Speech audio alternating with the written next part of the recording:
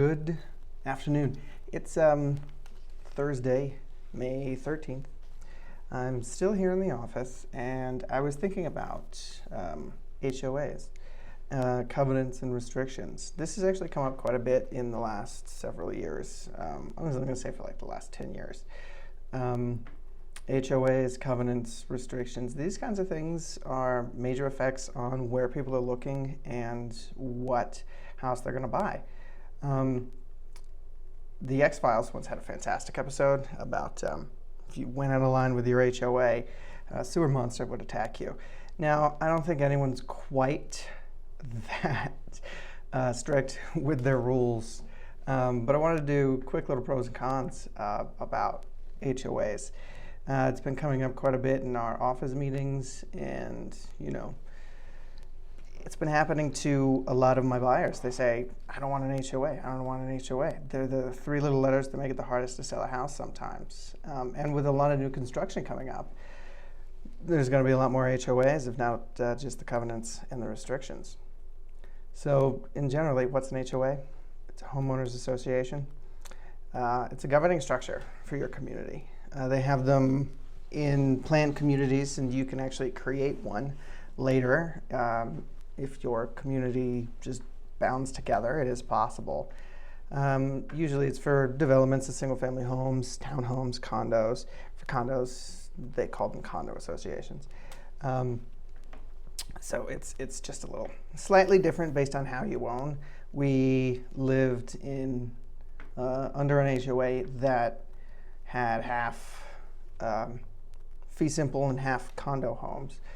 Everything was a townhouse, but some were bought in condo. So condo, that's a whole question for another day. Maybe I'll do condos next Thursday. But if you've ever rented, you know what that experience is like. They're like your landlord or your property manager. They take care of the features to maintain the look of the community, to make sure everything looks good, in exchange for a fee. I don't think the exchange is that terrible. For the most part, they're taking care of your lawn maintenance and tree maintenance, and trash is always typically included. And these are great things that a lot of people don't want to deal with. I just stick the trash at the front of the curb. If the city doesn't deal with it, the HOA hires that out, and it's part of the fee. I hate lawn maintenance. I hate doing it. I like planting flowers. I just don't want to mow the lawn every every 2 weeks. And so it's great to have them do it. The downside to at least that one is they don't always pick the best vendors. We're always, of course, going to see the cheapest. And the cheapest doesn't always do the best job. But the numbers show us, and these are slightly old numbers, that about almost 350,000 HOA community associations nationwide. That means there's about, I'm out here in the west and south, wherever we are, possibly Midwest, but about 75% of the homes have them. It's because you're out here, because you're got a lot of newer construction in these areas. So what are some of the pros? Like we said, someone's going to take care of that lawn. But the big one is snow removal. In an area like this, snow removal, that is just, it's not even the whipped cream or the cherry on top of the sundae. Snow removal's the entire sundae. It's just having somebody have to take care of that for you. Repairing the roads and the snow removal, those are really cool, because sometimes you might have, I think 1 week, and this is even in Maryland, we had 100 inches of snow. It was really impressive. And what am I supposed to, I can't take care of the street with 100 inches of snow on the sidewalk. But the HOA can, and they did. They hire a company. Specifically, most hire an HOA company to do this. There's a few out there that handle it, but that's the best. They handle it for you. I don't have to. That's the American dream, isn't it? Buying a house so someone else can help take care of it for you. Probably not. With the condos, if you're buying a condo, your heating and air conditioning, roofs, walls, some of these might come into effect if it's one of those apartment style condos. If you're buying a condo that is, buying a townhouse condo where you would only own that. You'd probably have to take care of your own roof and stuff. But trash pickup, snow removal, cleaning and painting the building exterior sometimes, but common areas, so the maintenance on common areas, trash, snow, the lawn, these are huge things that you're really taking care of. So you don't have to. It's fantastic. Those are some of my favorites on that. Some of the numbers say that HOAs are going to sell a little bit more. I don't actually see that in my business. It might simply be because that's where the markets are. That's probably more than likely because that's where they are. I really don't have anything for that number, and I'm going to put a little research into that. It may be a correlation without causation here. In single-family homes that are HOA sale for an average of 4% more than homes without one. It could be because those are relatively newer neighborhoods where your older neighborhoods aren't doing it, which would be a correlation without causation. I just don't necessarily see that. Interesting. Go there. Your HOAs, one thing that I do like about planned communities is they do tend to have amenities. And that's your HOA is going to cover that. Swimming pools, tennis courts, golf courses, playgrounds, gyms. You don't have to maintain that personally. So you're seeing that mostly probably with apartment style or with townhome condos. I would say probably more. Single family ones, they're less common, but you are definitely seeing some single family communities have some of these amenities. It's included in your HOA bill, of course.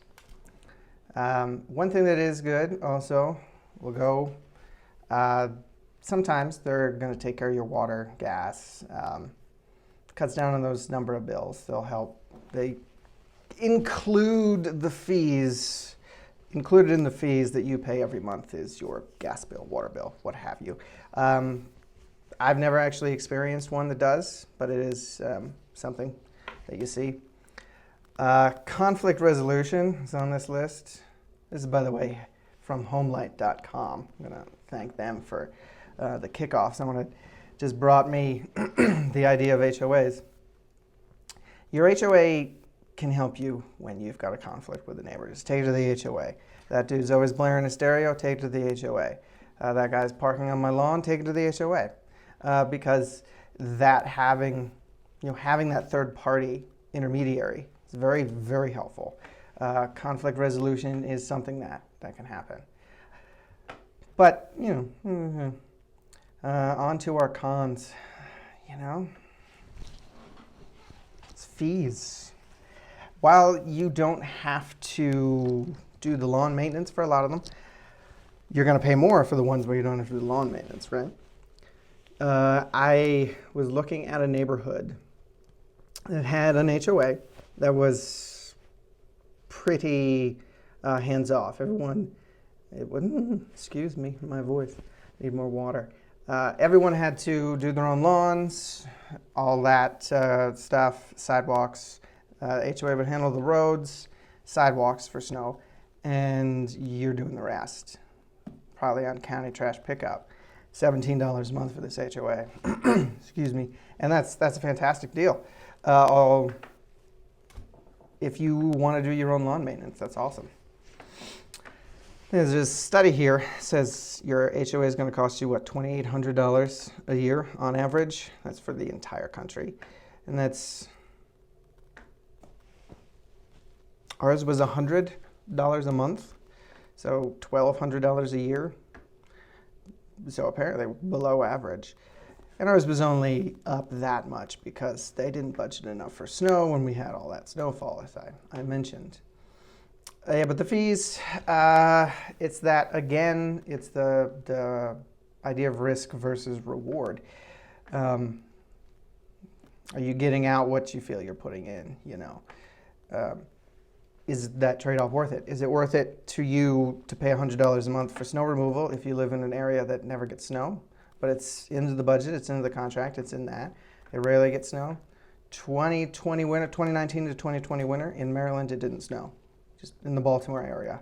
Baltimore, DC didn't snow at all. I mean, thankfully we had moved by then, but I'm paying you $100 and that's just gonna stockpile up, though. I could have used that money. If they do a crappy job, are the fees worth it? That's the, and you've got to weigh these things. Like I say, it might be worth it to somebody else, it might not be worth it to you, and that's what you've got to manage. This is a big thing. When you're buying condo HOAs, sometimes they're $300 a month. I've seen $1,000 a month. I've seen actually that high too. The thing people hate about HOAs, this is one of them. The cons are so much fun, but one of the ones you hate is if you're going to refuse to pay your HOA fee, you can't use the amenities, one. But they can put a lien on your house, where they can eventually, if it gets far enough, foreclose upon it. Now, this is, I feel, giving HOAs too much power. If I say to my HOA, I've got no amenities in my community, I'll handle that sidewalk, I'll remove the snow from out in front of my house, okay? Maybe I'll pay $20 a month during the winter for the snow. You can't do that. I've never gotten it to happen. Anyway, I've never gotten it to work. I've never, ever been able to get the HOA to agree to take slightly less money and I'll take on more. I really love the concept that this entity can just take control of my home and put a lien on it. HOA loans are not first priority. I don't even think they're second priority in most places. First priority is, of course, your mortgage. They're labeled in order of, theoretically, whoever gets there first. And sometimes you can have higher priority depending on what you are. So it's just kind of crazy that they can do this terrible, terrible thing to you simply because you hate having an HOA and don't want to pay for it anymore and you don't use it. No, they're not doing it just for that. Most of the time it's because you're breaking rules. Like if you want to have a flag on a flagpole, just even one that sticks off and you don't get approval for it first, they're going to fine you. I think it's ridiculous. So that goes to the other thing that I hate about them. The guidelines to exteriors. One of my big dislikes, one of my hatreds, the things I hate about the HOAs and the concept sometimes, is that HOAs have rules and restrictions that are written by lawyers generally, and the developers and the builders and a small selection of people who've already pre-purchased their homes. And then they are interpreted by your neighbors, by the HOA board. Unkempt conditions. What does that mean? I don't know what it means. It means everything and it means absolutely nothing. Peeling paint on your mailbox. Your window's got a little peeling paint and they might get you. Having a pet off its leash in your own backyard. They could get you because the reading of it is not necessarily what was intended. Dirty driveway. I mean, please, at least keep your outside of your house looking nice. That's all I ask of anybody out in the world. But your neighbors are the one who are doing this. They're going around and they're taking photos of your houses, and I don't like it. You can't put up a swing in some of them without getting prior approval, and it's just a pain in the butt because it takes a while. We had a year-long battle. Thankfully, we didn't care. It wasn't my battle. We had a year-long battle going on in our neighborhood with the HOA about solar lights.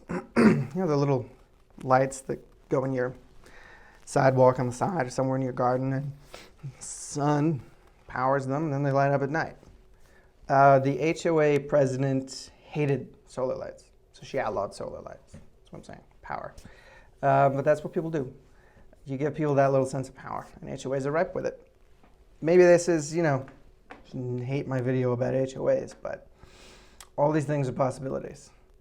Rules about your house, Stanley Ware. what I'm saying. CCRs can limit the dimensions of your fencing, how tall your grass can grow, the fertilizer, sprinkler system, when you can sprinkler, size of your garden, types of window coverings that can face the street, the number of pets you can have. In this, you're buying a house, but you're still subject to some of these rules. And when you get down to pets, it's kind of crazy.